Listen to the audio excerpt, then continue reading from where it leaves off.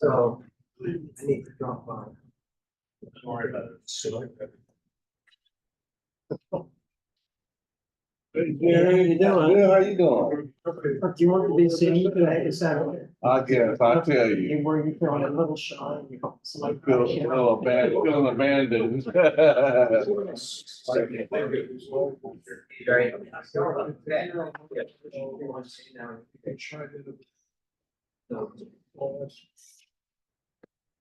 you go, Mike.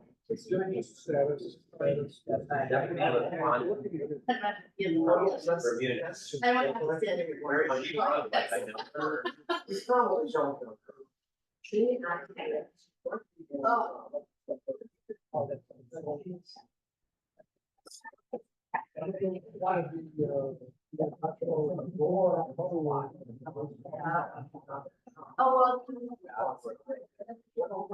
Let me have one. Yeah.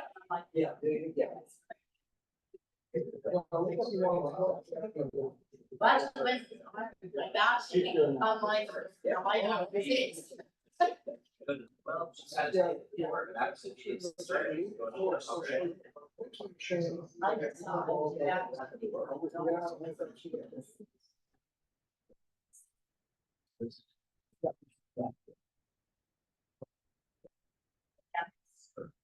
Yeah. Don't mind.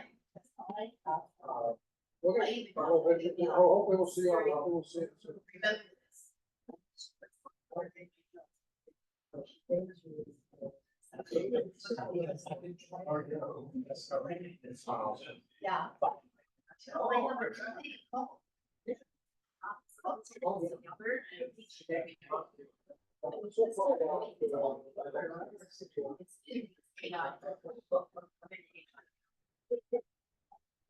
usually when I say that, I'm kind of asking, you know. They haven't said that.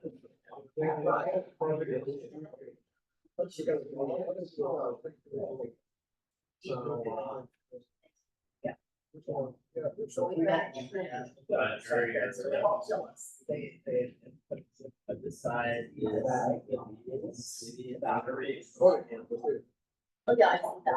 Okay, got that. Well, you already There's. said that. How to say that?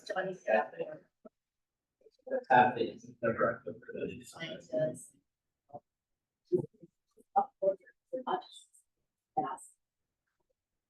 Yeah, I do now.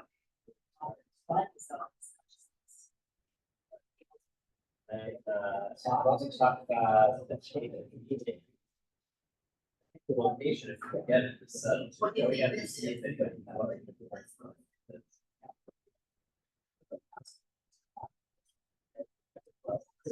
Sluggish and tired. Well.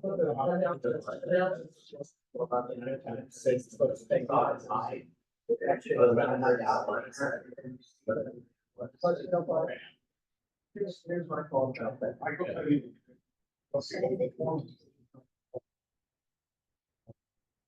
Oh, yeah. The rest of them, they're meeting. Their buddies. Yeah. So we can. Yeah. Once you get into. So I called Jason now for the workshop. I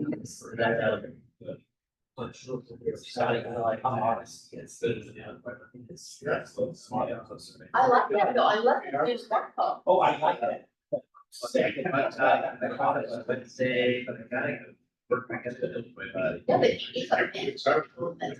Like that, like, people find out that, yeah. Yeah.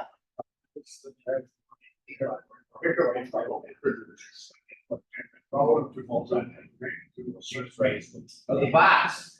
Yeah, I used to. I think, I thought. I did work stop, so I should have put out. They took it. So.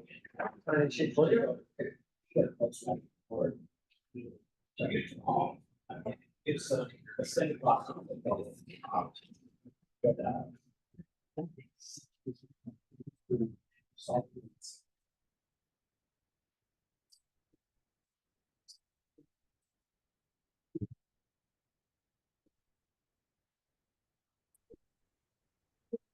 I know.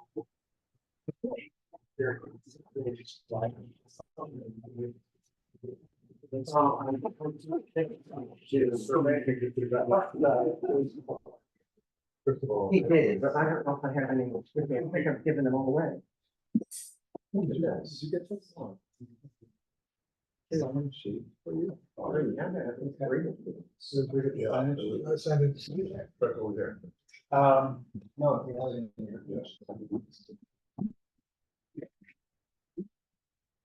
Oh, Did you get the spot? well, I thought as soon as I made the, as soon as I got the date on it, it's flyer. So I should have a date on Monday. You know, and so for early November, that's out. You know, Yes, I'll save the date already. pretty soon, you know. Well, I was just thinking, you were far. I'll take For you the back. survey, yeah. You can send it just, You hear me? I'll take you back. I said, I should have taken it and then called. Yeah, we're here, so. Uber here. No, I left them anyway, so.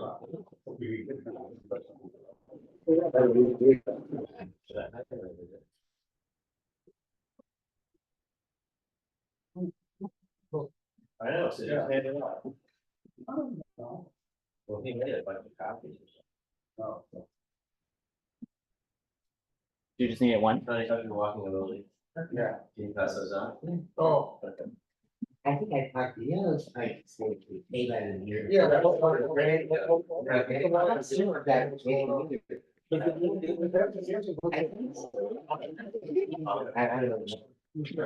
know. He'll be back, he'll be down there. Get a cup of coffee, relax. Alright. Come on. Well, you know. No,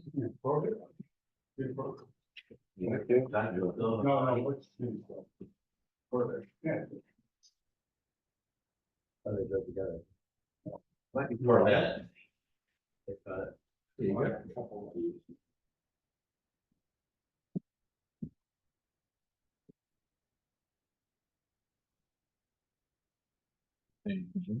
Starting to run low, but.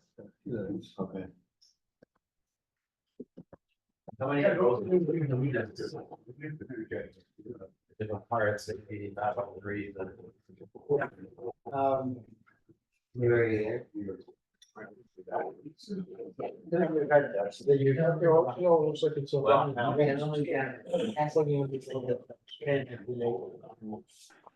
And a couple who signed up with health insurance. There, someone going Did he pay us $25? No. Not yet. Guys, I want to ask, can you people hear me? Yes. You can, Basically, thank you. I keep hearing about last year or two, like, He doesn't even. patients have to have skin in the game. Yeah. That's just something, like doctors are saying that. I have a camera on, but I don't know how to connect it to the Zoom thing. That's what they do with the Mets, that Mets production study, you see, that Logan is gonna come talk to us in October. Well, there's. At the bottom. Oh, there you go. You got it. No, yeah, I mean, what is that? You know the details of that study, John? People get $25 if their urine's negative. Oh, it's a lot more than that, so I think it's close. Well. This, you know, but this is like, reward based, this is reward based. Oh, yeah. For having You can, I've been down there, you can. That's not. No, I don't even. No, I'm going down there. Okay. Good idea. I have to look over 100 people so far. Okay, what? Hey, Tony. Mental health is the third one. Hey, I didn't even know. The second. Started. Mental health. But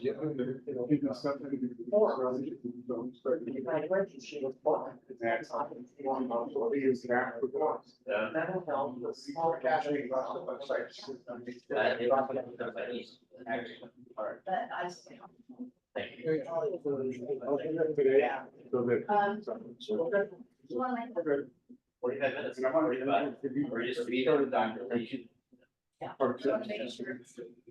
Yeah, exactly, catching up. Right, yeah, well, the only, I guess, understand that we have to more special. I'm not certain. Maybe the third. Yeah. Yeah, you'll be able to catch up. Yeah. Question.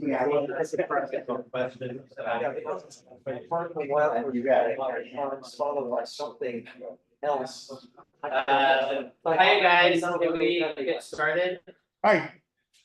First though, our first speaker and all the speakers, if you could write on the back of that introduction page that we're gonna give you. And we'll get some pens, your questions, and then she's gonna leave 15 minutes at the end to answer the questions. But please let her talk for a half an hour or so. And then, John, you're up to bat. Then who were off the stage? No. Dr. We know her and like her. Mojeno, right? How do you Yes. pronounce it? Thank you. Go ahead. There we go. Okay, thank you. Yes, hello, just a quick update on a study that we're doing with calcium chloride and folic acid. It's very apropos that we're having a spiritual speaker today. My spiritual quest led me to the area of biochemistry. Bit of a detective story, make a long story short.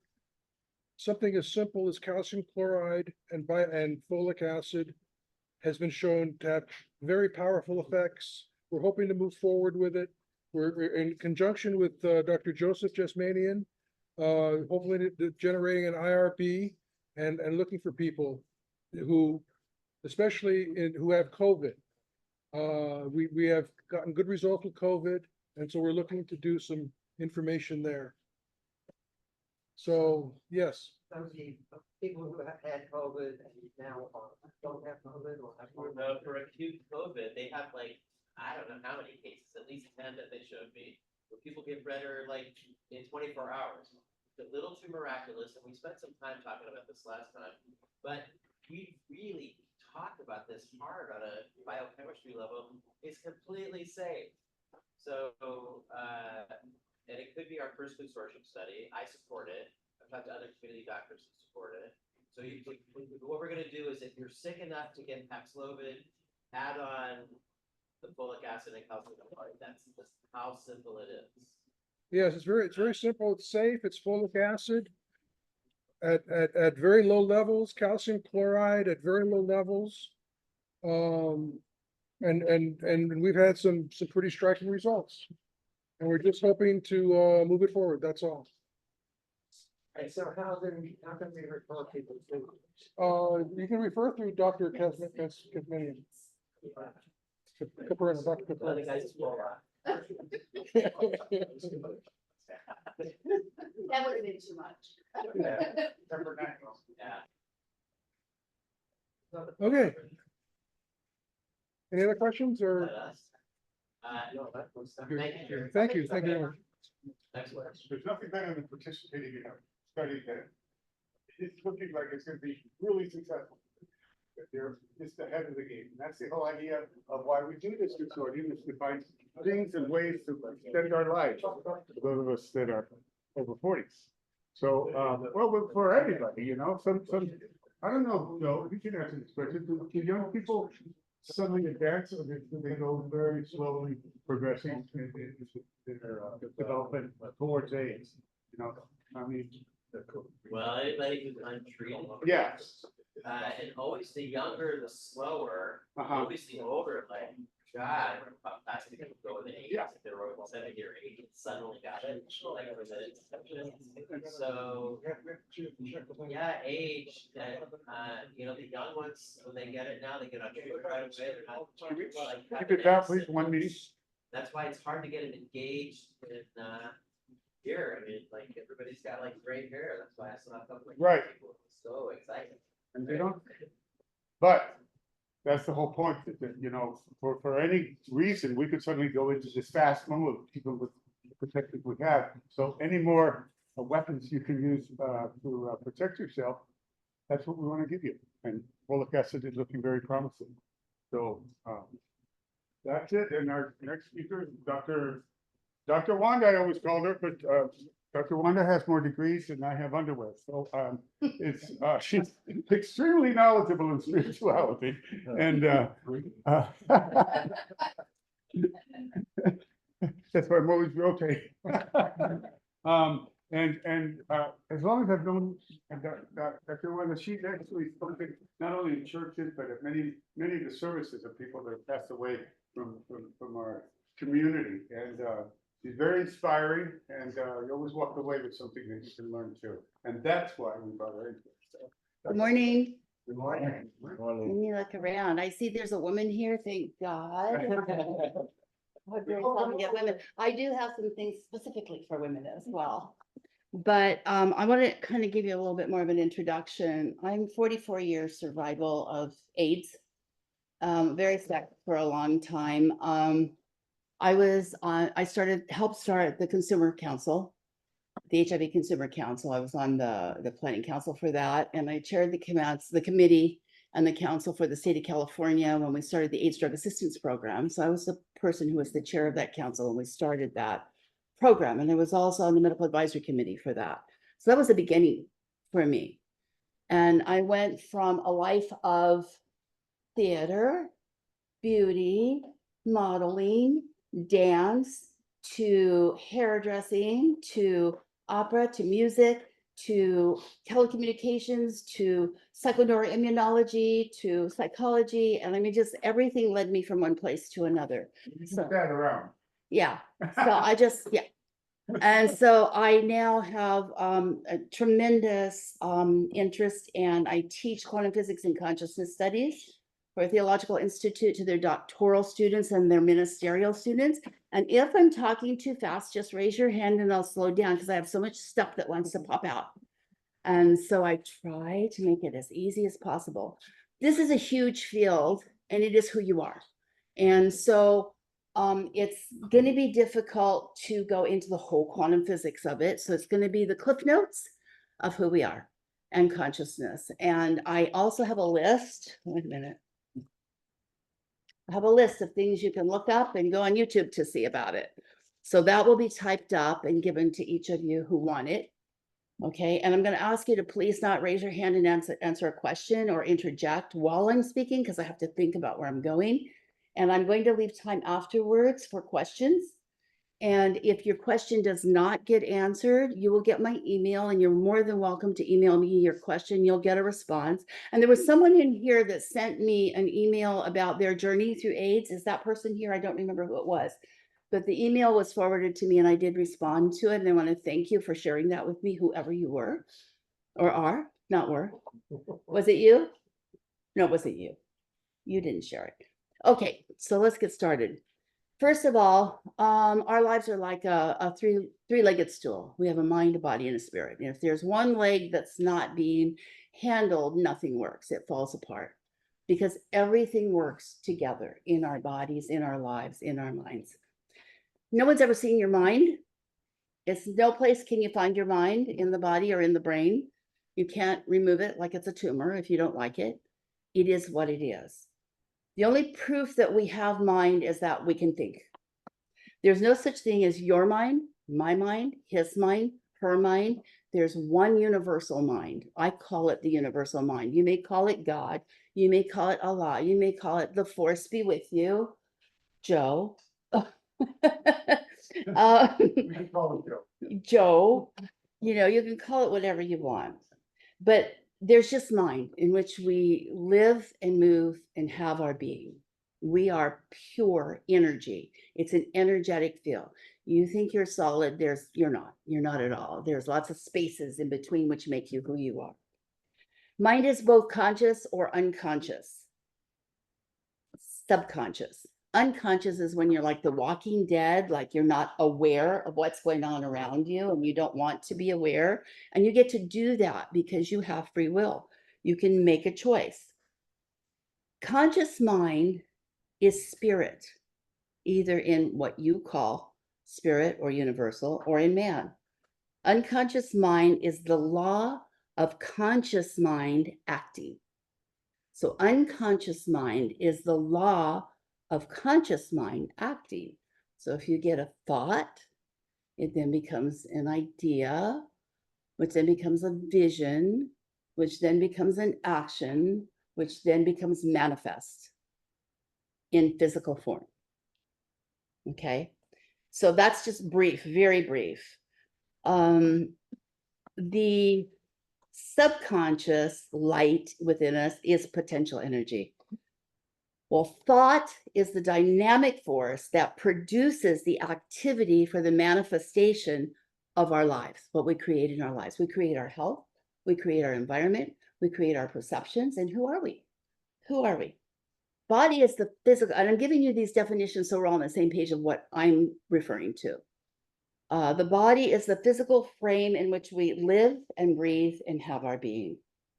It's the totality of all things within it, and it houses our consciousness. It houses everything in spirit. It is spiritual by nature. We are spiritual beings having a human existence. It is that energetic force that is the universal quantum force, quantum field of which we are part. So think of it like this. There's this ocean of energy, vast ocean of energy that's infinitesimal and infinite. Not beginning, not ending, it just is. It's just out there. And I remember listening to a talk by Stephen Hawking one time, and someone asked him the question of, what do you do now that you've discovered the black hole in space? You know, and black holes have nothing in them, nothingness, supposedly, but now we know that there is something going on in the nothingness that is the black hole. There's no real nothingness. So when they said, what are you going to do now that you've discovered it? And he said, I'm going to disprove it because there's always more. There is nothing fixed in the universe. There is nothing that stays the same. The only constant in the universe is change. Everything is always in motion and changing and growing and evolving and becoming. So we are here. Jean Houston says that we come here to be in what she calls God school. And so everything that happens here is not a mistake. There are no mistakes. There are no what do you call them? There's synchronicities, but there's no accidents. Everything has a purpose, and that purpose is for our spiritual involvement, our growth, our energetic flow, how we become more and more and more. We use a very small portion of our brain. Our brain is not who we are. It's the processor, so to speak. It's the storage where we store things. And what do we store?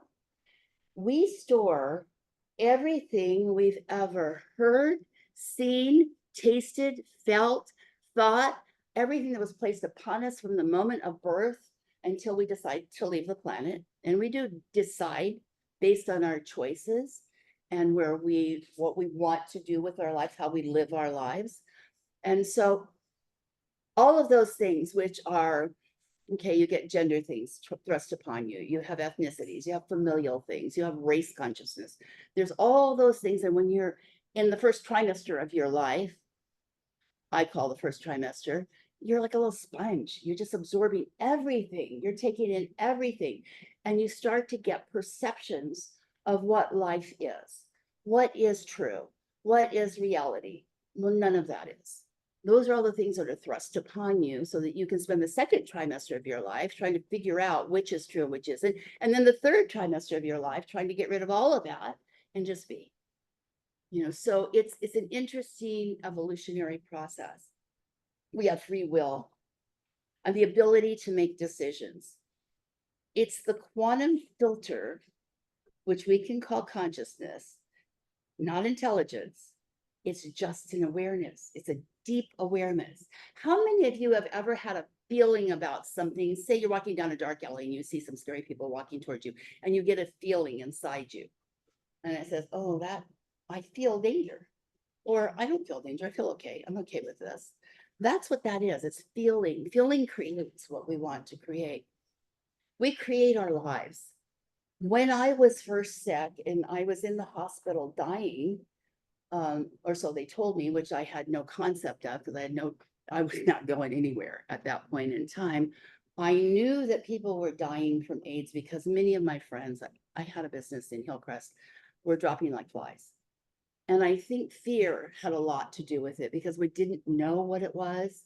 Nobody knew what it was. It was GRID at that point, gay-related immune disorder. And so I think fear played a huge part because fear plays a huge part in everything we do in our lives. And fear is the idea that we're not going to get something we want or we're going to lose something we have, as if we think what we have is permanent. It's not. It's on loan. From the moment we come in till the moment we die, our kids are on loan. Our houses are on loan. Nobody's going to jump in the grave with us. So if you're my friend, you're just on loan. You're temporary because I'm leaving, you're staying, or maybe not. You know, maybe you'll grieve for a while, or maybe you'll have lunch with someone and they'll say, oh, I really loved her. She was so wonderful. Could you pass the salt, please? You know, I mean, that's pretty much where it's going to go. You know, so that's part of the whole evolution of you. Okay, spirit. What is spirit? Spirit is self-existent. It has all life within it. There are a lot of movies that were made along the way. There was one with Johnny Depp where he was developing a master computer, like an early AI before we had AI. And he was going to transfer his consciousness upon death into this computer. I don't remember the name of it. Do you remember it? Yeah, you know what I'm talking about. And so when he died, his consciousness had been transferred into this huge computer, which we are. We have a huge computer going on all the time within us. We are the AI of the AI because we're the ones directing it and creating it. And so what happened is people were able to talk with him, communicate with him through this master computer after he was gone, after his finite body was gone. You know, and then there was a story called Powder that was made, a movie about a boy who was hit by lightning and all the hair went away from his body and he couldn't speak and he was bullied to death because he was different, because life does that. And all of you in here, I'm sure, have experienced the them and us consciousness, that race consciousness, or that gender consciousness that says somehow we're not equal, but there is no separation in the quantum field. Every particle knows itself and it has everything within itself. Think of it as coming from an ocean of infinite possibility and potentiality. And you're a little drop of water that comes out of that ocean and you burst into being here because there's this chaos going out. And from chaos comes order because all the particles are running around and attaching to each other and doing different things, which is a very simplistic look at it. But then it bursts into something new. You know, so if you are a drop of water from that ocean, what happens is that you have everything in you when you come into physical form that ocean has in it. You are a cell in the ocean, a cell in the body of the universe. And in every cell in your body, there's a universe, complete universe within each and every cell. And all of that works together within us. So there is the ability to heal ourselves. And I'm not saying don't go to your doctors because I love my doctor. But here's what I'm saying is some doctors, a lot of doctors, really, really, really go beyond the matrix of having to quantify everything. They can see beyond that. They can see the anecdotal. They can see the proof of that in their patients, and they will work with you in conjunction. They become a partner in your healing process. You know, they're not the gods of you. You know, although I did have the opportunity to teach some in the early days about complementary therapies for first-year med students, and they're wonderful. They're just wonderful open sponges on how to work everything together. And then they finally become an intern, and then they become a doctor, and they turn into demigods. And they forget all the stuff that they ever were really interested in when they were first-year med students. You know, so spirit is self-existent. It does nothing outside itself. It knows nothing different from itself. It can't create anything that's not of itself. And it is the principle, that's the most important part. It is the principle of unity behind all things. Spirit is life. Spirit is pure love. It doesn't know anything about it. You know, you may believe in a punitive God, and that's okay. You can do that. You know, you may believe in Allah. You may believe in the force. You may believe in whatever it is. I tend to I will call it God sometimes because it kind of describes what most people understand. But for me, it's universal mind. It's universal one source. And love has the highest vibrational energy in the world.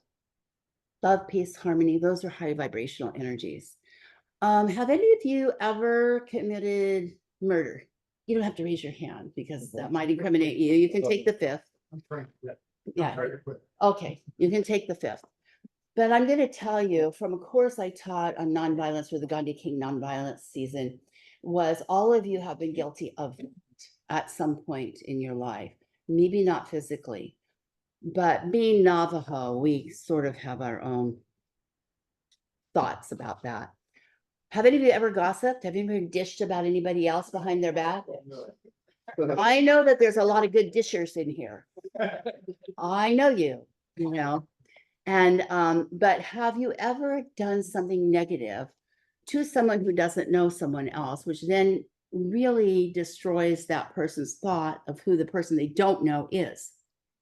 You know, so what you've done is you've destroyed their reputation, or you've destroyed their consciousness, or you've destroyed their spirit in some way. That is more deadly. That to me is the only sin, inhibiting the spiritual growth of another or destroying their soul through your actions, through your words. And words have power. My grandmother was a Native American medicine woman, so was my great grandmother. And she used to say, words are like the arrows that pierce the soul. And what happens is if you've ever shot anything with an arrow and you try to pull it out, it rips everything out with it. So you've taken everything from them through your words. That is worse. I'd rather have someone punch me in the head, shoot me, break my legs, whatever, but don't destroy my heart and my soul and my spirit. You know, so our words have so much power. How many of you have ever said to yourself, oh God, I'm so sick of being fat. I'm so fat. I'm so fat. I'm so ugly. If I had this, I would be happy. If I only looked like that, I would be happy. If I only had that thing, I'd be happy. If I had the best partner in the world, I'd be happy. If I only was over there, as soon as I get there, I'll be okay. I have some bad news for you. There's no there. There's only here. Because when you move over here, you're there again. When you move here, you're there again. There's no there. And you can't try to do something. If I tried to move that table, okay, I'm gonna try to move it. Okay, it moved. There's no trying. You either, like Yoda says, do or don't do. You know, that's the bottom line. And those are the kinds of thoughts that we have to have in order to create the healing in our life at this point. So I'm trying to stick to the schedule. There's so much. Okay, so let me see what I can get to. That's within the next 15 minutes. Balance. Balance is to create stability produced by an even distribution of weight on each side of a vertical axis, or for the purposes of this talk, the three parts of us, mind, body, spirit.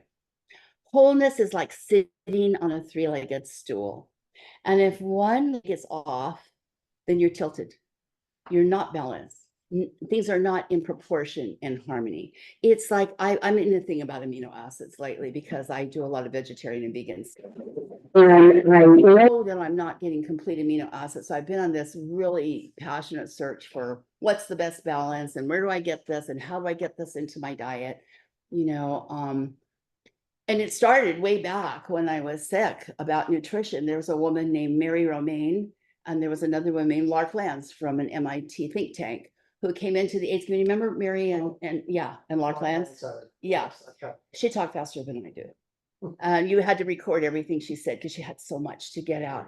And she was had juvenile onset diabetes, and she was in this think tank, and her brother had it, and she's far surpassed anything with her thoughts and what she came to. So our thoughts are things. Our thoughts become things depending upon the feeling we have behind it. You know, if you want something in life, you say, oh, I really like that, and I hope I can get that, or I wish I had that. You're not getting it. You're not getting it because you've already said neurologically, you've told your mind that you don't deserve it or it's not possible for you. Yes, I understand how that can happen, but, and you know, but is the no. but is the no. So you want to be in the yes or the but? That's up to you. You know, so I do think that the balance comes as we grow. That first part of where we come in, we're absorbing all this stuff and then we're trying to get rid of it and we create this perception of life and we decide that that's the truth of us. But it's not, it's the truth of all that other stuff that was dumped on us when we come in here. Now, some of you may have had the perfect childhood. I personally did not. And I don't have any friends, by the way, and I have no enemies, and neither do you. You're either teachers or you're students. We're either teaching each other or we're learning from each other, either what not to do or what to do. That's all we have. There's no such thing as friends and enemies. We don't have enemies. We have people we don't like.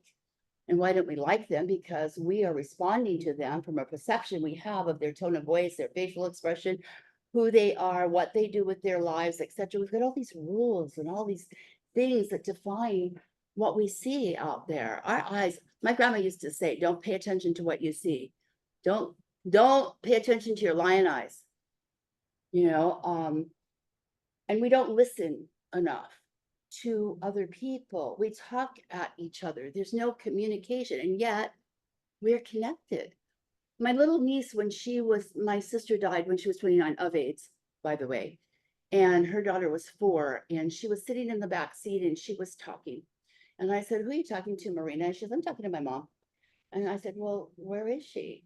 I said, she's with God. And I said, oh, is God here with her in the back seat? And she's like, oh, don't you know what God is? And I said, well, apparently not. Could you enlighten me? And she said, God is the air that we breathe in and out. We are breathing each other in and out.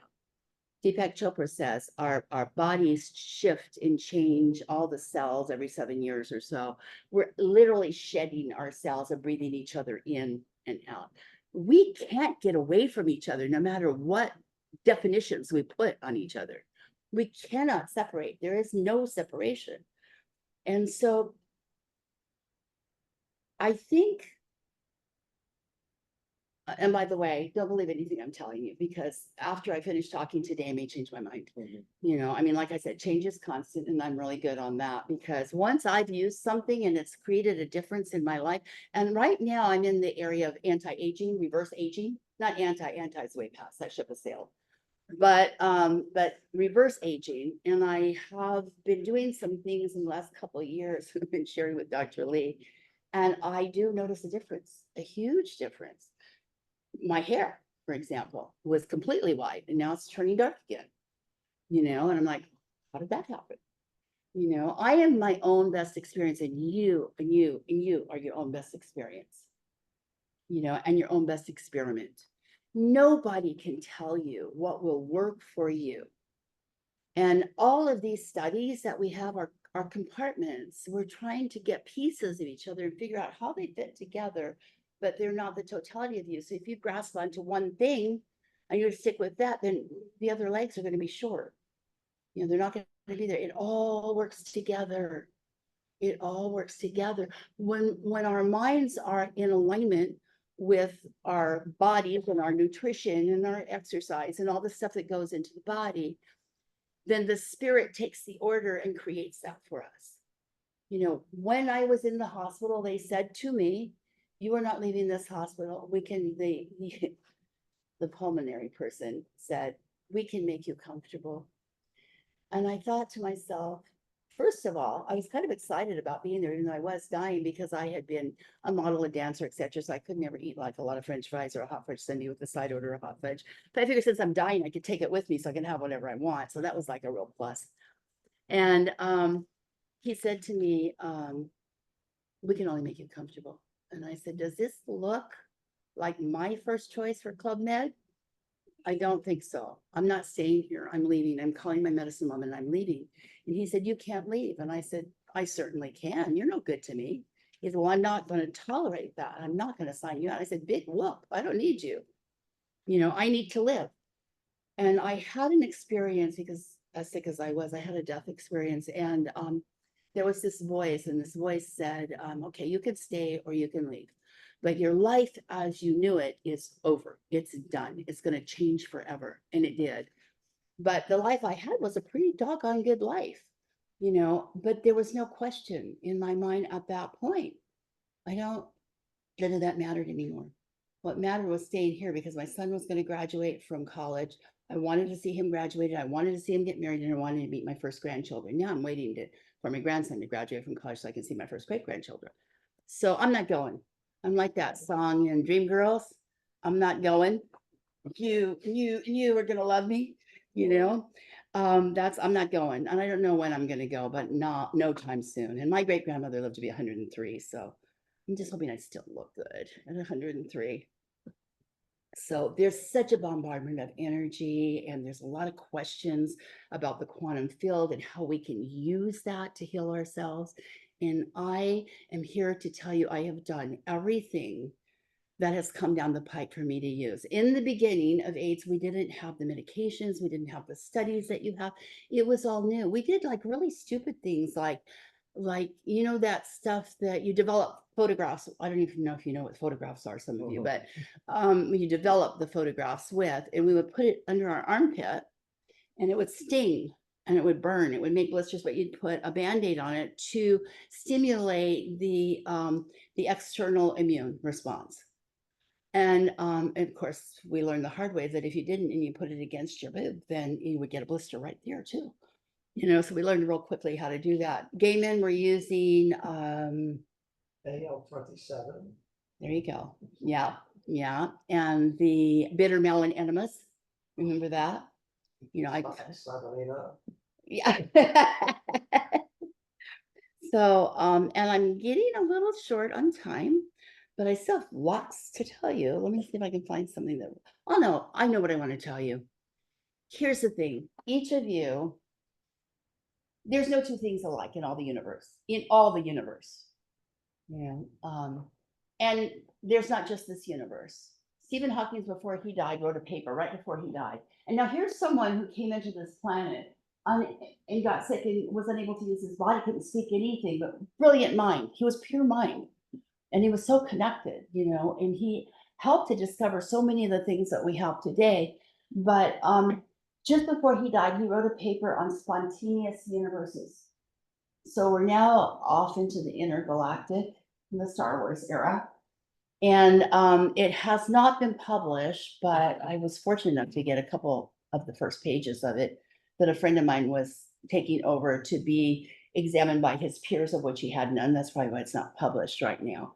So, but I believe that there are spontaneous universes. If there's this universe, and there are laws of the universe that always act, and the law of the thought and the vision, the perceptions, and the outcome always act the same way. It's like karma, karma, positive, you put positive energy into something, it comes back positive.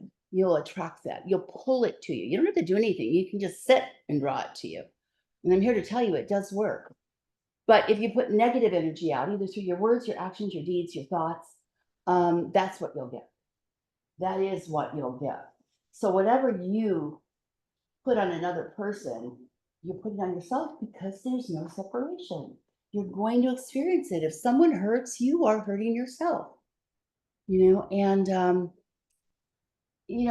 like I said, in all of the universe, there are no two things alike. No two blades of grass, no two grains of sand, no two stars. Nothing is alike. Not even twins are exactly alike, because once they leave that womb, their experiences are different. Their imprint, the imprint that life writes on it, is different. So I want to leave you with, each of you is a never to be repeated miracle. You are unique and you're one. That's the crux of quantum theory. You're unique and you're one. And no one on the planet is exactly like you. So if you really understand that, if you really get that, you won't walk past that person begging at the 7-Eleven for 50 cents. And I see people walk by like this. I don't see you. They're invisible people. There are invisible people. But the reality is you can't ignore yourself or your response to it. There's some fear that comes out there, but for the grace of God, go I. And so knowing that everybody's a never to be repeated miracle, think of that when you run into someone. What if someone's having a bad day or this is a horrible person at the checkout stand? If you just stand there and let them be, or even say, wow, that is the prettiest blouse I ever saw, they will light up and just drop that. It doesn't take anything away from you. Love projected out never takes anything away from you. And so I'm going to stop right there. I have lots more, but I mean, I would have to do I've taught courses, 12-week courses on just one piece of it. So I do want to ask for questions, and I'm going to tell you that I'm really thinking about doing a Zoom gathering maybe once a month and inviting people in to have discussions on these things that are the basics of who we truly are. And not in the medical sense, but in the quantum sense. And I think we're going to take topics that come up from questions. And I think Zoom is a good format because then we're not talking at each other. We're not trying to get our story in. We're talking about a topic, not to teach others, not to tell others what they need to do or what you do is what they should be doing, because that's not true. They're not you. They're not you. Nobody died and left you the God of the universe. So you don't know. You've never walked in their moccasins, as my grandma said. You haven't walked in their moccasins, and you never will.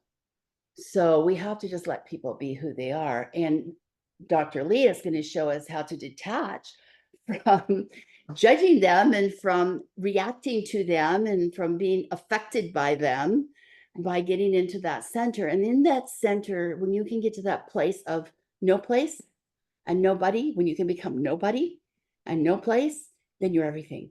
You're absolutely everything. So do I have any questions? Yes, I wanted to say, I don't know if you can hear me or not. I can. I'm on Zoom here. I'm the person that sent you that email that you had made reference to. Thank And you. I'm so glad you got it. And you and I are on the same path through the universe and stuff. We understand the origins of where we came from and how we're all interconnected. I find this very invigorating. Thank you. You're welcome. Thank you for sharing that with me too. I really felt honored that you were able to share that intimate part of your story with me. Did you get my response? No, I did not. Yeah, I sent you a response by email. I'll go in my computer and see if it didn't go to you for some reason. It'll be in my out box. Right. Can you resend it? I would love to I will. correspond about it. I will, Thank because you. I responded that day when I got it. Any other Okay. questions? How do you maintain peace? You disengage is how you maintain peace. Let me tell you something. I can say a word to you and you don't like my tone of voice or the look on my face, and you're going to react to it. And your reaction is coming from all that stuff I told you in the beginning that you gathered and create a perception of what that sounds like, what it means. And I can explain it real easily. My son speaks 3 languages, Russian, Mandarin, and he's a Spanish professor. My mother spoke 5 languages. And all the words are different in different languages. And even in English, different words mean different things. So if I say a word to you, you have a connotation of a reaction you had to that word or that action somewhere back here. Okay. And so you're responding in the past, not in the present moment, because you've got stuff on the presentation of that conversation or that word. So what you have to do is detach from, and Dr. Lee's going to show you how to do that, actually. Thank you. Thank you. Anything else? Okay, Dr. Lee, it's you. On that note, it's, there's a saying that says, we all get religion or spirituality in the foxhole. In other words, it's not till we're about to crash and we go, oh my God, help me. And that's very true. But the fact is that if we practice like any other muscle or anything else in life, we actually can use that in our moment of need. but not wait till then. You don't buy insurance the day after you have the accident, you know? Should I? Doesn't work. Maybe I'll. On that note, that's why we go to Dr. Lee, who, I'm happy to know is I'm actually grateful that I'm in the same room with my present doctor, my past doctor, and I'm lucky for my future doctor. No, I'm saying, so, it's like a Christmas story. Dr. Lee has been with Owen Clinic for over 25 years, and he has an impressive list of publications that Dr. Caper's read all of them, and he has been very compassionate doctor, as Dr. Caperna has always been, and he is president of Being Alive, so he gives back to the community in a tremendous way. He's been president for over 10 years. As I said, I'm happy to claim and see my doctor. I just and look at he so has many windows. impressive Yeah. education too. He went to UCLA, to study biology, UCSD, became a doctor, and now he's here teaching all of us. Healing meditation is the topic that he's going to go over. I've learned it really since they brought it to the old clinic. They did a study on it, and he'll show you what the results were of that study. But anecdotally, from my experiences, just like I said with religion, you keep practice. You get to Carnegie Hall. You will get the benefits of it. I can't think of a better person to explain that to you, and I hope that you all use the resources, and he'll give you the ways to access that online. As another tool. The spiritual tool is something that we don't see, but that we can definitely have in our arsenal and help us deal with the loneliness of illness, and hopefully use it for holistic reasons to better ourselves, health wise. It's amazing how much something like that can help you as much as an antibiotic or something else. So on that note, I'll wait till Dr. Lee is setting up, but sure. Sure. Can that information be shown on the screen as well? That's what he's working. Yeah. Oh, okay. Exactly what he's working. And he's actually. Looks like it's not of here. What's that? No, I just wonder. Through the It's paces okay. I of can. actually You have doing to show it on meditation. that screen. I call it meditation. It's only in this one. That are ADD or ADHD, because it only takes I 5 wasn't minutes. successfully able. And all of us to have do got it. it. Right? I've been through meditations that are hours, and that's tough. So without further ado, Dr. Lee, you're on. Great, thank you, John, for that, and thanks, Joe, for the invite. I really appreciate the opportunity to be here and to speak with all of you. It's rare that we get an opportunity to actually talk to our community members, certainly for me outside of the work setting. So it's always a pleasure for me to be able to talk with all of you.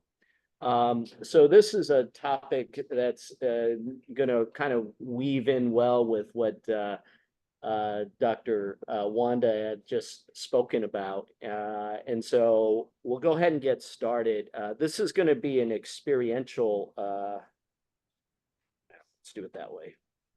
All right, this is not moving. There we go. So just a few things in terms of disclosures. I do not work with I'm not a member of the Keeley Foundation itself. I have written some books on behalf of that. And this talk is specific to Keeley meditation. And while you may have done other meditations, this is specific to this particular form of meditation. Dr. Lee, can you keep it up? Yes. Yeah. Perfect.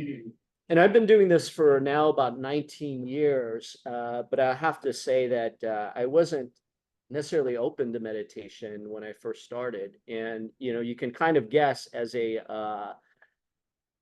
someone in medicine, right? You're trained, it's a little like me, right? Arms folded, right? This is me in medicine, right? You learn all this, this hard science. And we're kind of taught about, all the studies, all the medication, et cetera. But I think what Wanda's talked about is that, there's much more than just the science and certainly just in the physical. And so I was kind of like this little girl, like kind of, I'm not really interested. My partner at the time was actually doing this meditation, but I wasn't the most open. I said I had lots of excuses. I don't have time. I just don't, I'm not sure. Yeah, I don't know. You came up with a lot of excuses. But it wasn't until we broke up that I kind of felt like I needed to try this. And it was really because in a relationship, what I started to notice was that my partner was becoming less affected by the things that affected him, including our breakup, which was kind of like, ouch, right? And I kind of knew that I needed to do this because I saw how it was really affecting him and how it was changing him. And that's really kind of what started me on my journey in terms of doing this, was really my own pain. And it really is the best thing that I've done. To me, this meditation can help you more than the medications I can prescribe you. They are, certainly our meds are very good now these days, but this will actually help you more. And so I am happy to be here to talk a little bit about what we call Keely meditation. And I'll go over what this is in terms of, this is kind of the diagram, and I'll go over this in a sec. But what is the Keely? So people have asked, did you name it after yourself? And I'm like, no, I didn't develop this. It just happened to have the last name Lee in it, but I did not develop this. The Keely actually is a word to describe an energy field that exists within everyone. What do I mean by that? We all have the ability to both think as well as feel. And really, when you look at life, life is about your thoughts, but also about how we feel. And if you really pay attention to where you think and where your thoughts are, I think that's pretty clear. It's in the brain and the intellect up here. But where do you feel emotion from, right? You feel emotion from here, right? You don't think emotion, you actually feel it here. But this is not a physical space, right? I can't do surgery on you and cut out part of your chest where you feel pain and, or joy, and then all of a sudden you don't feel anymore, right? So it's not a physical space, but it is, you do feel emotion that wells up from within us. When we feel very happy, sometimes we feel this. When we feel sad, we can feel ourselves here. And when you feel butterflies, right, nervousness, etc., that comes from here, but it's not a physical space. And so this practice is meant to help you to learn to get into this space. And there are many things that will be very helpful to you by learning how to do that. And so the Keely is this vessel. It really is represents our life experience, which as I said, is made up of our thoughts and our feelings. The challenge is that we oftentimes have not so good thoughts, and we oftentimes have not so good feelings, and all of these things affect us. And so Keely meditation is unique because there is this anatomy of the Keely that is listed here. And to kind of help kind of show you in this diagram, there's this conscious awareness, which right here is just listed at like the eye level at the surface of the mind.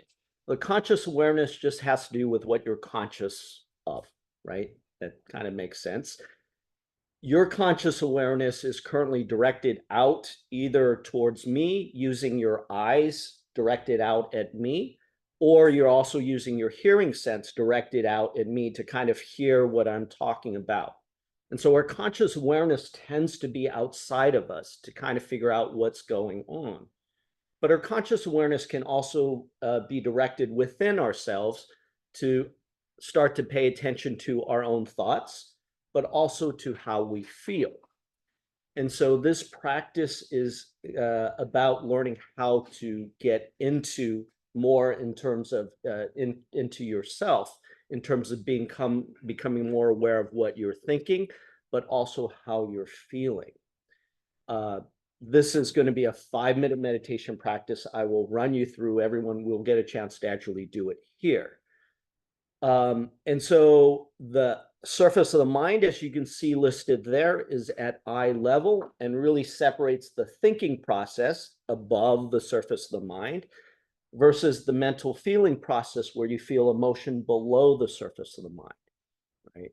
And so we know that when we are thinking, sometimes we look up, right? We look up, or if you watch any like detective show, right? They'll always say, well, how do you know that suspect is lying?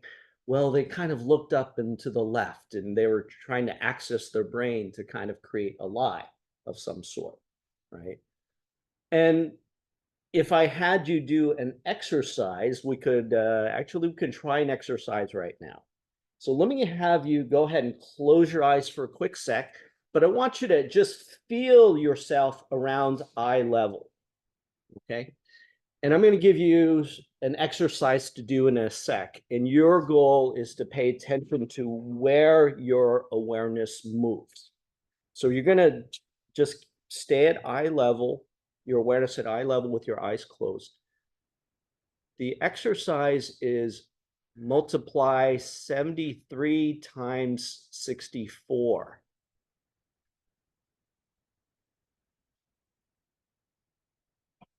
Okay, you can stop, open your eyes. Where did you feel your awareness move? Up? You probably felt it moving up because you were thinking, analyzing, trying to like calculate this in your head, right? The harder part is if I did the same thing and I ask you to try to feel an emotion, you would actually feel yourself move into this space. And in a sec, we'll talk about what the purpose of doing that is. But that's just a quick exercise just to prove that when you think, you move up here. When you feel, you'll feel yourself move down here. And so the lesser Keely that's listed there is above the surface of the mind, and that's associated with the thinking process, thinking and thoughts. The greater Keely is the space associated with emotion and this process we call mental feeling. Okay, this is as opposed to physical feeling. So this will get into a little bit of when we talk about how to do the practice. There is this difference between physical feeling and mental feeling.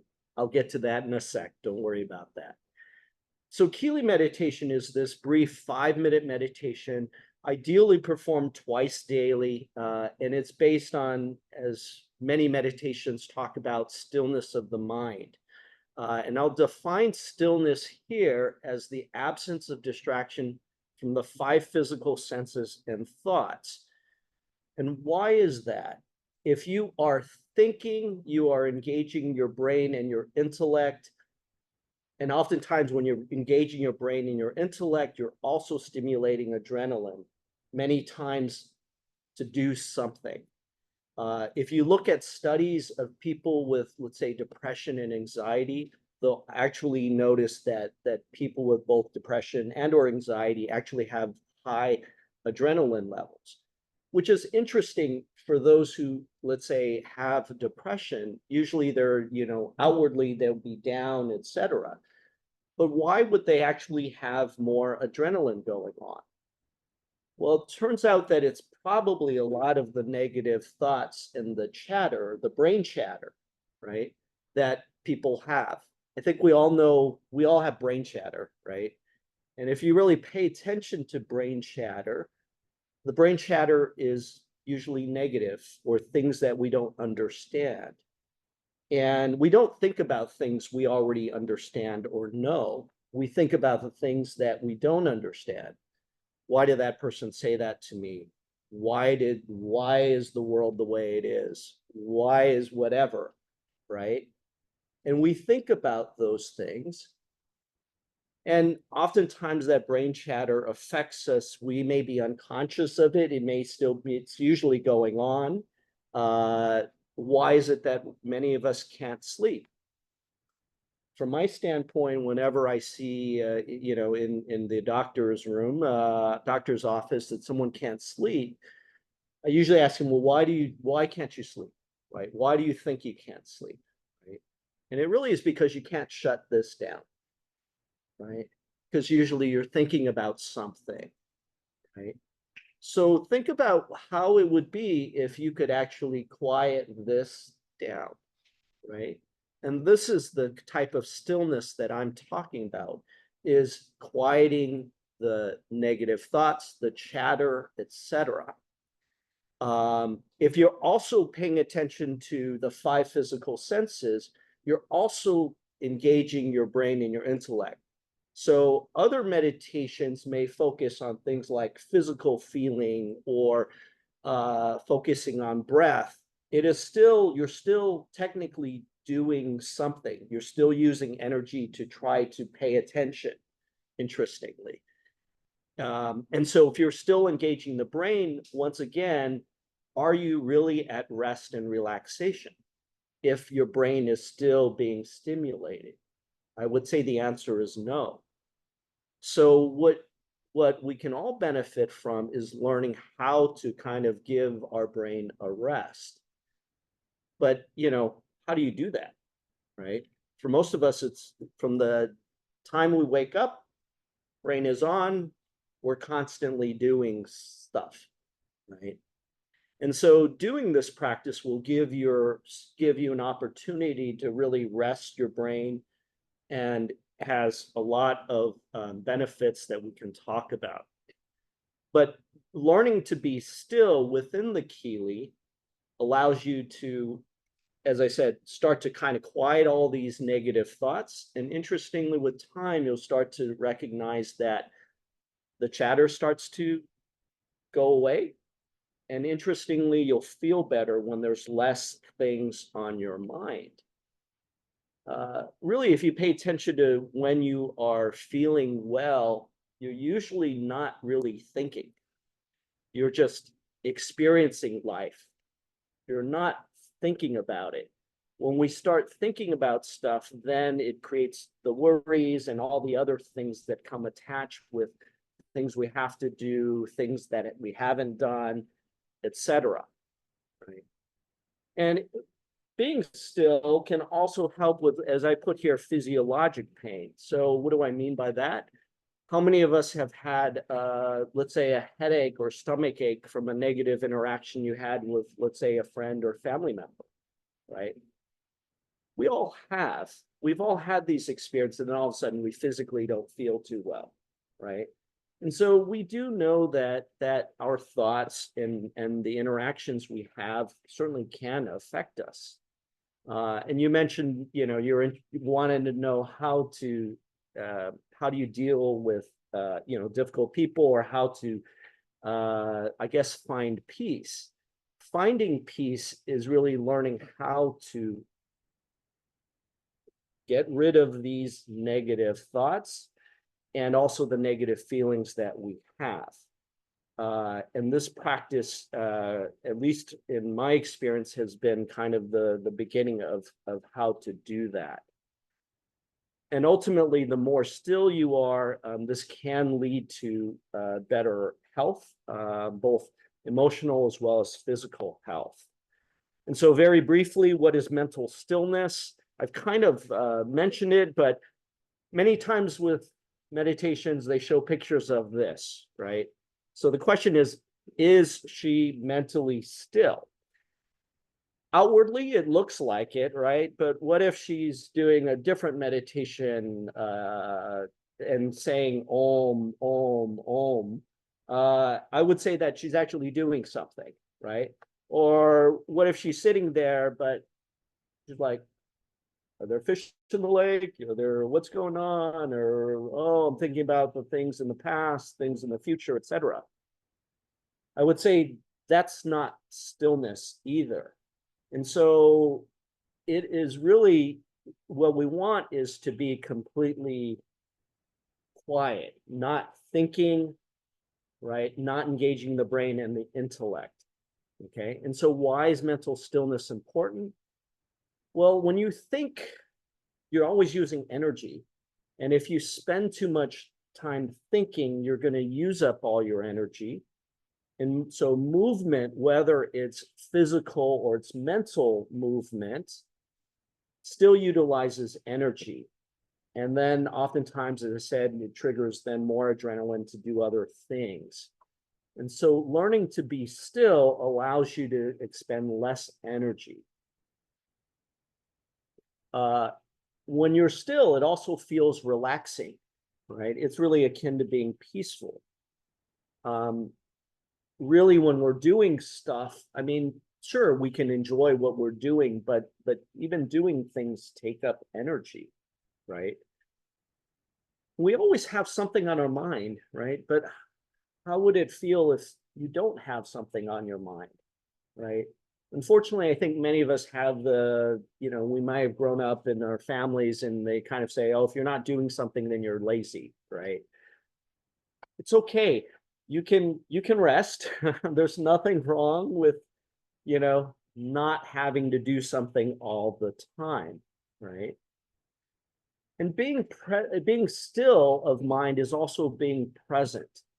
I think it's rare that we're present with ourselves. When you're doing stuff, many times you're distracted from perhaps how you feel. And the challenge I get is that sometimes how we feel doesn't always feel well. And many times we don't want to feel that. But also learning to be still has helped me to become a better physician. I think for the people that do see me, I hope they feel that when they're with me, that I'm actually very present, that I'm not thinking about something else. I do. Thanks. Yeah, I'll pay you later. Okay. But you've all been with doctors, I'm sure, that are not that present, right? And you can tell like they're not even there. They're barely there. Their hand is ready to, to leave the room, right? That's because you can already sense that they already have other things that they're thinking about, right? But you can learn to be the one that is present with every person that you're with. That will certainly make it better for them to be around you, as well as I think it feels good to just be present and not being constantly distracted. So I'm going to show you how to do Keely meditation. We're going to go ahead and do it. Okay. So the first step I'm going to have people do just is to understand this concept of physical feeling versus mental feeling. So first thing I'm going to have you take your finger, touch your scalp. Okay. You are physically feeling your scalp. In a second, I'm going to have you remove your finger from your scalp, but mentally feel where your finger just left. So whenever you're ready, you can remove your finger, but mentally feel where your finger just left. Okay. Some people might describe that where the feeling is maybe as like a pressure or a sensation, a tingling. It's just an awareness that you know that that's where your awareness is. It's not different if I tell you to mentally feel the tip of your nose without touching it, right? You can move your awareness there. Or if I tell you to mentally feel your tip of your right thumb, you can move your awareness there, right? So you can move your awareness anywhere. And the goal of this is to mentally feel, first of all, at the top of your head as like a single point. Okay.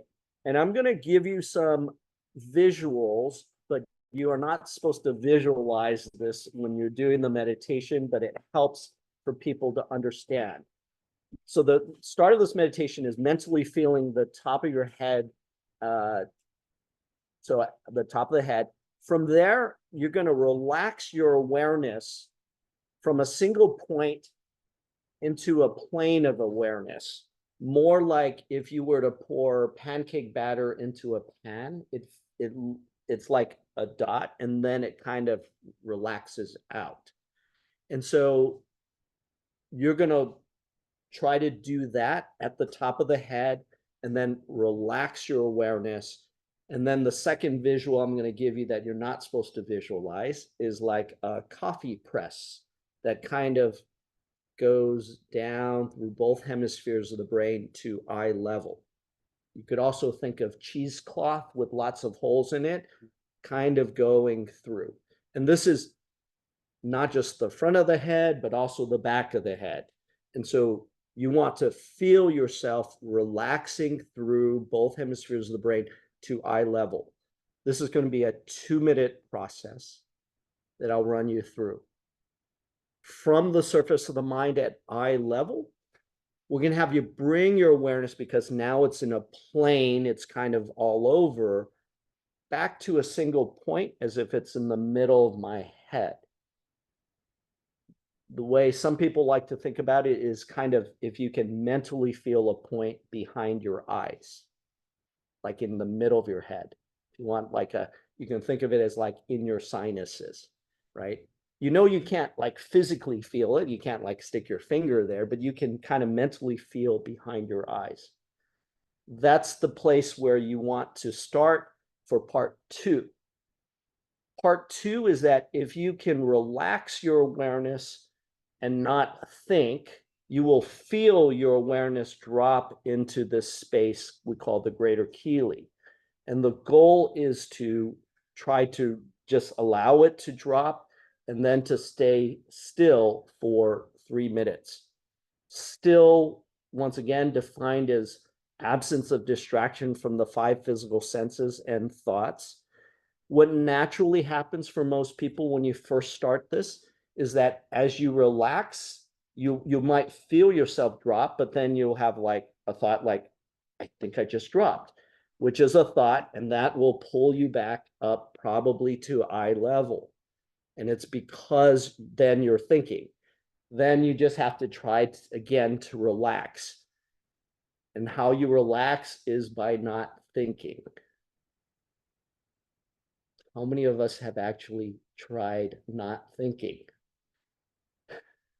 Very few. So I can guarantee you, you're not going to do it perfectly the first time. I've never done it perfectly, but let's just go ahead and do it, and we can come back on the other side and we can talk a little bit about your experience. Okay? Dr. Lee, Yes. if you get those thoughts, right? Yes. Let's let them sweep them. Yeah. So if you get a thought as you're doing this, it'll probably be like distraction. Oh, I'm thinking about this. Okay. You want to get back to then where was I mentally feeling? Okay. I think I was like about here. Let me feel that feel distraction or sound. Let me get back to mental feeling. Okay. Feel. So that's what I would recommend. Easier said than done. As I said, let's just give it a shot and we'll talk about it. So first of all, let's go ahead and have everyone go ahead and close your eyes and mentally feel your awareness at the top of your head. If you need to use your finger, you can, and then release. And from there, relax from that point into a plane of awareness that relaxes through both hemispheres of the brain to eye level. And in 2 minutes, I'll have you do part 2.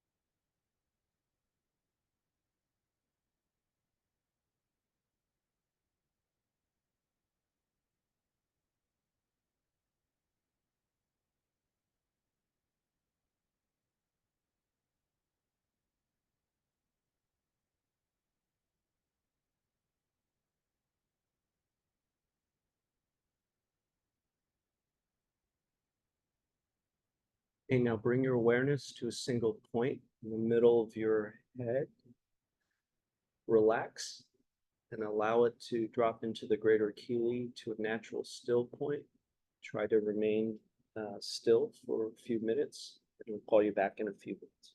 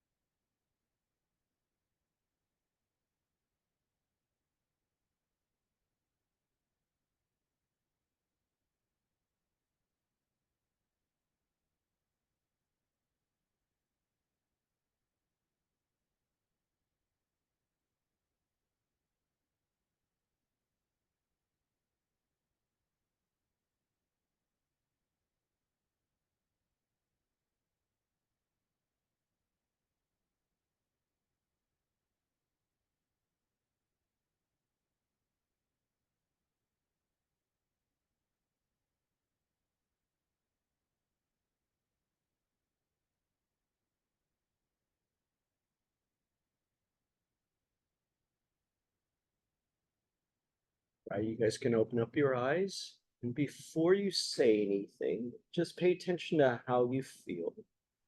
Hopefully you're feeling a little bit calmer, a little bit more relaxed.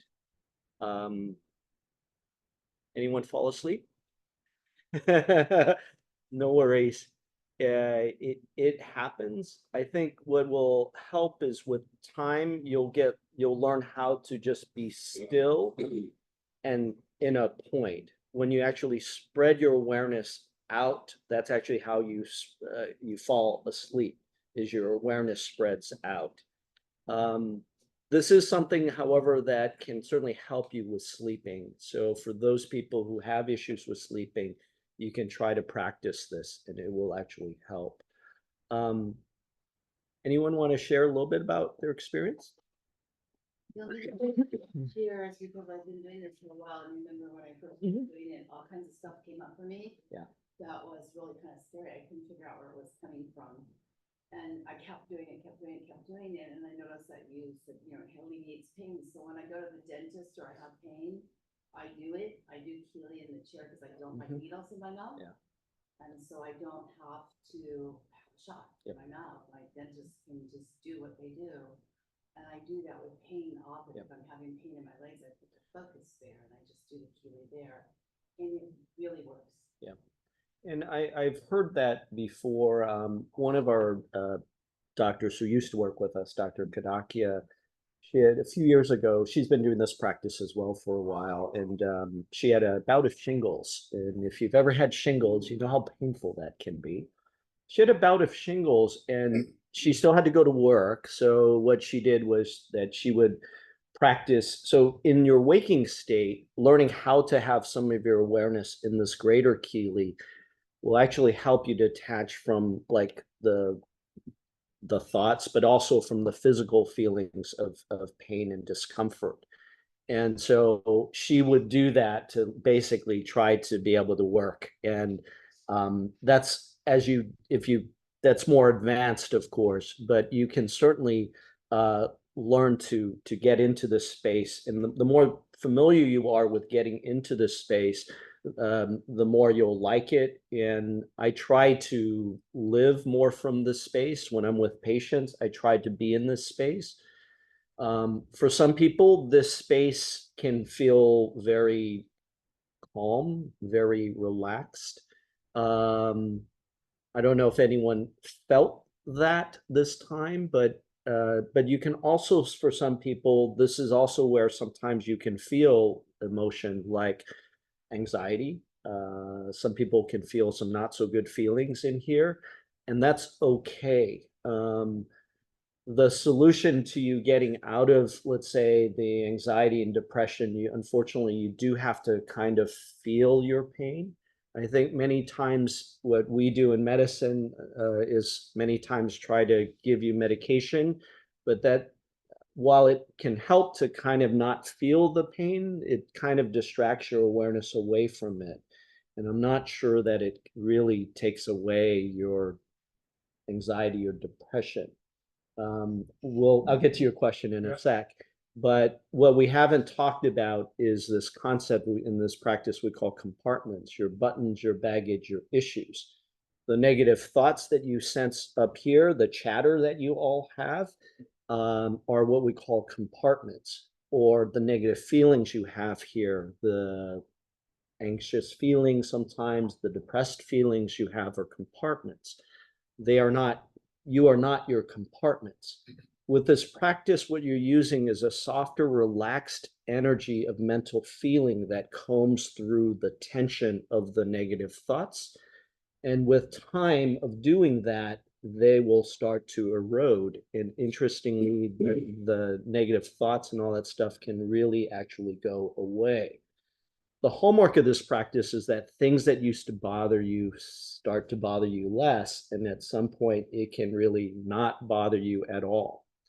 And I can tell you, I've done therapy in the past and other things, and I would always say, oh, I thought I took care of that. And it wasn't until I actually did this practice, and I've been doing it now for 19 years, that I really started to notice that, yes, some things that I really was bothered with really don't bother me. And it isn't like I'm trying not to be bothered, right? When you're trying not to be bothered by it, you're bothered by it, right? And so you mentioned about peace, where to find peace. You can actually find it in this space, but you have to practice and learn how to get into that space. But it's very easy for us to get distracted out of this space when we're interacting with people, etc. Question? Yeah, whenever I gone to Dr. Lee, and I said, oh, geez, I was in an accident, I was waiting for a refrigerator to be delivered, I had this pain, I got pain. He says, oh, John, how often have you been doing your healing? Not that he already knows the answer to this. Not too much. You should start there. And it really is amazing the difference in how talking to somebody like your doctor, they can tell if you're really kind of putting yourself in this state of mind, and how helpful it can become, and it is for me, because I have learned how to do this and do it very well when I do it. It feels like a physical drop, I actually feel this boom, and it feels just like things going. You try not to be the reporter and try to go, oh my God, that was amazing. Yeah. But you just, and it really does feel like everything here just, maple syrup just drops. And I anecdotally could say it is really helpful. I don't know why I wouldn't do it every day. You brush your teeth every day. It only takes 5 minutes, and 5 minutes a day. There is an app if that's helpful. It's like $3.99, I think, Keely meditation app. So you can hit the button and it'll run you through the meditation. So you don't have to worry about the timing and all that stuff. Yeah, question, John? Yeah, no, okay, so I closed my eyes, did it, what you're Yeah. saying, and, my mind seems always erased, but. Yeah. Okay, I knew, okay, so my right, I put my finger there, Mhm. came out, so all of a sudden my head kind of split, the right and left, I start thinking thoughts this way. With my right, and I bring it back in like you were saying, and then it would take over on the left. I mean, I could feel that, I could actually feel my thought, no, it was weird. Yeah, I never no. felt that my whole life. I usually my thoughts just the whole thing. Yeah. But I felt only half my brain going this way, and then come back with half brain this way, then I brought myself back this way, and then I felt that drop. Yeah. Yeah. Now, why is that happening with my head splitting like that? Everyone's different. So, some people, well, we say sometimes, there are left-sided, left brain people and right brain people. So if you're more analytical, sometimes you'll have more tension and more thoughts on your left side. If you're more, artistic and you might have more on the right side, but it's hard to say. I mean, many times you may not necessarily know why. What I would pay attention if you continue to do this is to see if all those become a bit more quiet with time.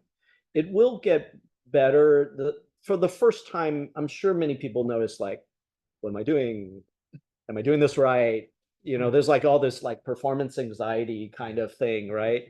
And I try to lessen it by just saying you're not going to do it perfectly, right? But of course we all have our different compartments, as we call it, our buttons, our baggage, our issues. And what starts to happen is you'll become aware more of like, oh, I think I'm having an issue with this or that, and that tells you a little bit more about yourself. I think many times we go through life, things happen to us and we just ignore it, try to move on. But we don't really deal with it. What happens is those things stay on our mind, and a little bit what Wanda says, that everything that happens to us does get registered. And so the childhood trauma that many of us have had, we've all been traumatized in this world, in this life, right? All of those things have effects on us, both physically and mentally. And we see them manifest at the doctor's office as sometimes things that we don't really understand why it's going on, but many times some of these things are just things on a mental level that affect you physically. What you're starting to do when you do this practice is you're trying to reverse all of those things, and you'll start to feel more like yourself. You are who you are without your compartments, without your buttons, your baggage, your issues. So I really hope that you consider giving this a shot. You can certainly look more. I put the website, thekeely.org. There is actually a UCSD CME thing, so continuing medical education. So I've been teaching this to medical students, pharmacy students, as well as UCSD faculty. And so there is if you're interested in learning more, there is a module, learning module that you can do online. There is a price, but you can certainly just sign up as a student, and it's $25, but it's like a 4-hour thing if you're interested in learning more. As I said, you can also pull up on the on your an app that is just a few bucks. So I hope you give it a shot, but I'm more than happy to answer any other questions. We'll start here and then we'll go over there. Yes. Yeah. Hi, Doctor. Yeah. Nice to have you here. Thank you. I learned this technique about 15 years ago with you. Yes. In life. Yes. Was that a research? It is, yes. And so I can tell you about the results of that study. I didn't have it here, but actually did show improvements in depression, anxiety, and stress. So we had actually a study done, and it's actually the first and only study done in people with HIV. for depression, anxiety, and stress. And it did show actual improvements in all of those: stress, anxiety, depression. We did publish it. It ended up being so if you've ever in the publishing world, to try to publish something that no one knows anything about is not easy, because you have to, the way it works is you have to have someone review it. And so I shipped it around to a bunch of medical journals, and they all said, we don't know anything about this. The last reviewer said, oh, then it must not be of merit, which is kind of bullshit. So we ended up kind of self-publishing it, and it can actually be found on Amazon. It's, I think, the first Amazon medical paper that's written. But what we did find was that it was helpful for everything.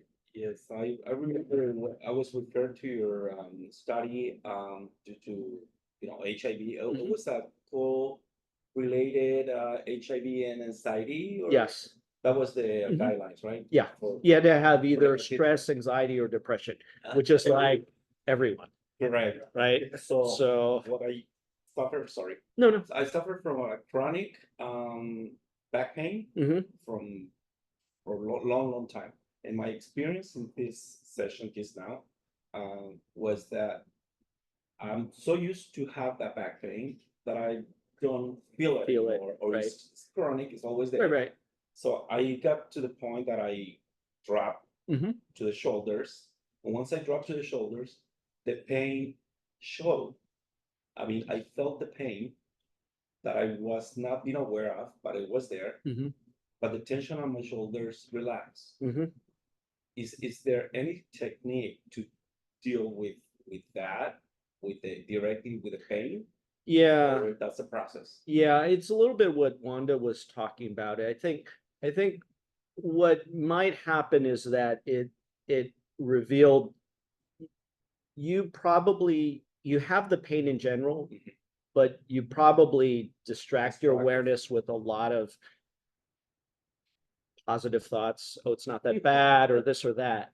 And when you start to get into this space, you're kind of getting rid of all of that. And then you're kind of seeing what is left. And that's probably why you're sensing it. But what I would say is that if you can actually get your point more still into, and with time, it'll drop deeper. And if you can stay still, you can even detach from the physical pain. But that probably is going to take some practice. Experience. Okay. The challenge is then in your waking state, you're back, you're not in the space anymore. But the more you practice being in this space, the more it will help you. Yeah. Thank you. I'm going to go there first. Yeah. Question. On the subject of learning resources, Kaylee.org. The study you did 15 years ago, which I think was more like 2007. Yeah. You gave out that was Keely? Yes. Did you recall you gave out a leather bound book to everybody? Yeah, I don't think it was leather, but yes. Book. Yes. Leather-bound? Yes. Hardcover book. Yes. Keely? Green book. Yes. So that book that's sitting on my shelf, possibly if I blew the dust off it, I could maybe learn something. You should take a look. Yeah. Yeah. It has a second use now. Yeah. I just like this gentleman Sure. talking about his back pain. From the quantum field, what you resist resist. So like you said, you've had it so long that you don't feel it anymore, but it's still there. Yeah, correct. So your body never lies to you. Your eyes will, your head will, everything else will, but your body doesn't lie. Even then it's pushing it down, so there's a subtle stress and tension there all the time. So now that you dropped into that, what's happening is that resistance is lifting, so the pain is expressing itself. And when it expresses itself, then you can heal it. Then you can start to heal it. So doing this practice over a period of time for me, because I had tremendous pain. I was in a wheelchair, for years. And I'm an athlete and stuff, so that was very difficult for me. But now, if I have pain somewhere in my body, I can immediately go there and be with it and express it feel it and it will release itself. It will release itself, but I have to go through it to get to the other side. So if you keep pushing it down, it's gonna stay. Dr. Lee, Yep. you know, new thinking is this cognitive therapy or thinking, Yes. you know. And in that, we have mindfulness, right? Mhm. And that's actually living in the moment, just to say Yes. that. It's so in the present, yeah, but it's kind of contrary to what we're expecting about clearing your mind, you know? I guess the way I looked at it, I think it's a rhetorical question, but I want to hear your. Yeah, so mindfulness is kind of this big thing now, and but if you look at some of the mindfulness meditation exercises, they are having you do like a body scan, and sometimes it's like focusing on where your feet are and focusing where you're sitting, those kinds of things. But it's more of a hard focus, like even focusing on your breath, like other meditations do, is still kind of a doing thing. Like it takes energy to like focus on your breath and kind of trying to ignore everything else. That's different than what we're talking about. Is mental feeling is a much more softer, relaxed. It's like when you enter a room, you get a vibe of someone, right? And you naturally, that's mental feeling, but it isn't like you're like, I'm trying to feel what you feel like, right? That's like really effortful, right? We naturally do this mental feeling. We get vibes off each other, right? You can tell when someone's not having a good day, right? You're using mental feeling. And it should be that kind of relaxed feeling moving through here. But you will sense tension, you will sense negative thoughts, those things, those are fine. It's worthwhile. So after you do this practice, usually we have you write down, journal a little bit about what you felt, what you experienced. But what happens with time of doing this is you'll notice, oh, didn't have as many thoughts today, or I didn't have the one usual thought I always have every day. You'll start to notice changes. This works very subtly. It isn't like, next by in a month, you'll be done with that issue. It's going to take a while. But that's where other meditations, I still think, keep you in the brain, and the intellect still keep you engaged up here. And so the challenge for most people is learning how to get out of here. And so sometimes dropping into this space is what is going to be difficult. If you struggle with it, the advice I usually give people is to try less hard, right? Because we try too much. Just sit with it, just try to relax. I think of it as Okay. like your laptop, that at some point Yeah. it goes into pause or quiet. Yeah. Think of it that way. Yeah. It's no longer really it's still working. Yeah. But it's Yeah. actively, interacting with you. Yeah. Other questions? I will. Sure. Just for giving advice. I'll go to the extremes. What would you tell the person sharing a cell who cannot get the vibe of that person out of their mind, which actually overshadows their own racing thoughts? Since you were talking about it. Well, I mean, I think that everyone has the ability to, I think we all have the innate ability to be able to sense. If someone is having a challenge with sensing, let's say someone's vibe, they're probably thinking too much. But you can't get away from the person who can't get away from the vibe. Yeah. Like I can get away from your vibe right now. Right. And that's the challenge. And that's, kind of the question you posed earlier about finding peace. What you can learn to do is to get into this space here within yourself with someone. So what's interesting is that, I tried, when I'm seeing patients, I'm trying to stay in this space that feels good. And what happens is that most people are what we call second pointed. Most people have their awareness out here. So if they're out here and they sense that I'm here in this calm, relaxed space, it calms and relaxes them. No, they're not aware. Yeah, and that's fine, but you can learn to live in your own Keely. That's gonna take some practice because we're usually more out here. So if you can't leave a physical space with someone that you don't like, you can, well, I was locked up with you for 15 hours. yeah. Yeah. Well, you just, what you can do is practice in getting into this space. And, but you'll have to tell me in the future By the what way, that feels like. sharing my life. Thank you. 15 hours would be a show. Thank you. A quick response to that too, Sure. is that because everything's connected, some of the latest studies have shown that our energetic field goes out at least 6 feet or 3 meters all the way around. So when you're sitting next to someone, your energy is touching their energy. You can't get away from it. Yep. And so when you feel that there's an empathic thing that happens, that if you can go into that center, like Dr. Lee says, you can avoid catching the virus of energy from someone else, because negative energy is like a virus. And it does go out, and there's a collective energy that all of our energy goes into. So this, being able to drop like that, really puts you in a space of nowhere and nothingness. When you can do that, everything's in you. You know, that's good. You know, unless you want to like sit around and make people. Just a quick question, Dr. Sure, yeah. Do you have a team of instructors or people that can go to groups and help with the guided meditation?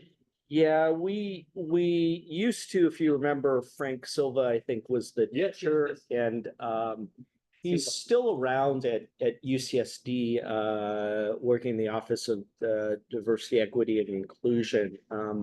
At this point, there isn't a specific, but I can certainly put in a request to see, and I think that's kind of the challenge we have right now, is that we don't have a lot of teachers at this time, but this is technically something you can do without a teacher. You can do this on your own. For those people who are interested, if you've ever heard of Viore, the clothing company, you can take a look. There's a video with Taylor Knox, who's a professional surfer, who talks about Keely meditation in the most recent video called "The Body Follows the Mind." And part of it is about Keely meditation. So I think you'll hear more about this in the near future as well too. My efforts at this point have been really trying to help more on the medical side with physicians and other medical staff to be more centered and to be less burnt out at their jobs. But I know, certainly on the patient side as well too. I mean, to be honest, we're all students, so it's we're all in this together. If you give us a video, we can probably as a group do the Keely meditation with your little guidance. There's videos on Yeah. Keely.org. Yeah, the Keely.org. Yeah, it's for. Yeah. I can send you the slides set in the PDF a little later, so. Anyway. Yep, thank Sorry, you. got hit by your bike. Come in. Thank you. Let's put our hands together for our speaker. As is evident by the speakers that we had today, this is meant to, obviously stimulate your brain and think, this is something I want to find out more about, and then get involved with that. What we try to give you are tools. We can't give you all the solutions, but I bet, unless you participated, none of you have ever really heard of Keely before, and this is just now one more tool you have in your toolbox. So thank you to Dr. Lee, Dr. Wanda, thank you very much. It's appreciated. To all of you that came, we will have our speakers for October and November. And we have Dr. Galati coming back, who is the one of the big psychologists, or psychiatrists, excuse me, of UCSD. And he is very informative every time he's here. And anyway, no, I'm sorry, September is heart and bone. And then we go back to in October, it's mind again with Dr. Gulati. Okay, so we are getting more speakers. We hope to get even a dermatologist, Dr. Pelly. And so the beat goes on. Keep coming back. Bring your friends too. Thank you. Thank you. By the way, I'm Thank you. getting them a list of YouTube, things that you watch on TikTok, or you can go right down with it. Go from the very simple to the very complex, so you can follow through and learn more about your space and your universe. Perfect. Thank you. Thank you.